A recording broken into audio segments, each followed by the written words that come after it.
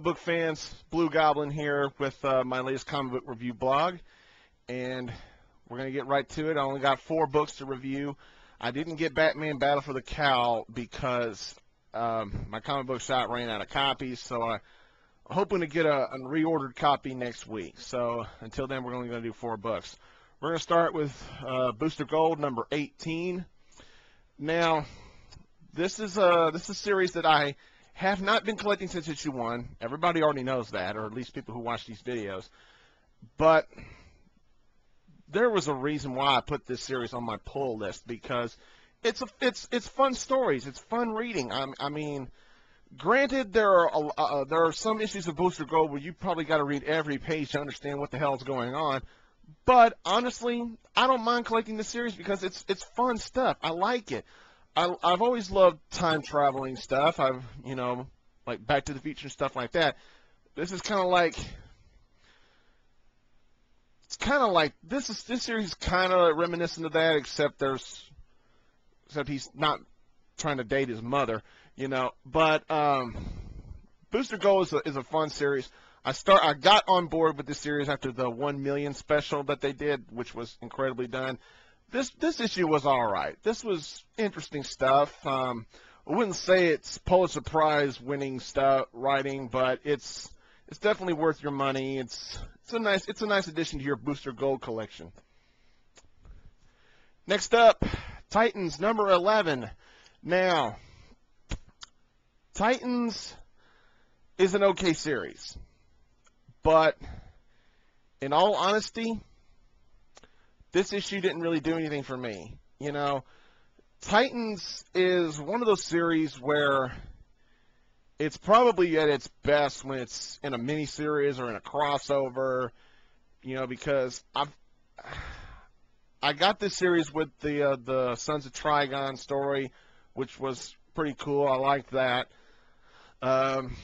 In the last issue, Nightwing, Dick Grayson left the team. They're without a leader, and everybody's going toward Donna Troy, the former Wonder Girl, to be the new leader, which I wouldn't mind that. She's pretty cool. But honestly, the only reason why I'm getting this series to begin with is because I'm forever grateful to Marv Wolfman and George Perez for the new Teen Titans in the early 80s. Because that was the first comic book series that I remember reading, and it was that comic book series that helped me learn how to read. And, yeah, that was basically probably the only reason why I got this series, why I'm collecting this series, is because I love the team. But honestly, it better pick up, or I might have to drop it, regrettably. Now, here's where some confusion might happen in this video. This is not the last book of the review, but it's really, really good. Green Lantern Corps number 34. Continuation of the prelude to Blackest Night.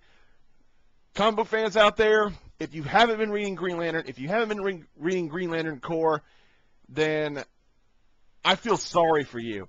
Green Lantern and Green Lantern Corps are the DC books to own. I've made it no secret that I believe that if you needed to spend your money on just one DC title, or at least 2 DC titles, make it the Green Lantern books. This book was incredible. The fight with Mongol in the middle of the book was well done. I loved how he won the fight. There's a Red Lantern caption in the book, but the shit hits the fan in this book. I'm not going to spoil anything. You got to read it yourself to find out why I love this book so much and why I firmly believe that Blackest Night will beat the shit out of Final Crisis. This is good stuff. Pick it up. It is only $2.99. So worth it. Speaking of so worth it, here's the last book of the review. Bam! X-Men Noir number 4 of 4. Holy shit! This one wasn't as good. This one, in my opinion, this is probably the worst book of the 4-issue miniseries X-Men Noir.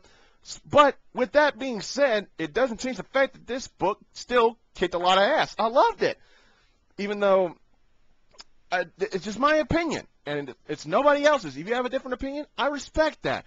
But X-Men Noir, even though this is probably my least favorite issue, of the series, I got to tell you, it still paid off. It was really good stuff. This is a 4-issue miniseries that you should highly invest your money on. If you missed out on this, then once again, I feel sorry for you. Get it in trade. It'll so be worth it.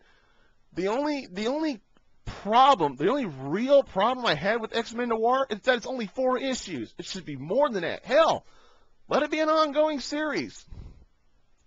Because it's certainly better than Uncanny X-Men and X-Men Legacy are right now. And those are supposed to be the flagship titles of X-Men, and they suck right now. So, if you're an X-Men fan, if you're a loyal friend and true of the X-Men, get this series. You will not be disappointed. That is, if you're able to find it. Well, that's all I got, right? That's all I got for this week. So, yeah, looking at the timer, yeah, this review ended pretty shortly, didn't it? Well, sorry I missed out on Battle for the Cowl. If I'm able to get a copy of that, I'll see if I can review that as well. So, until I see you again, later.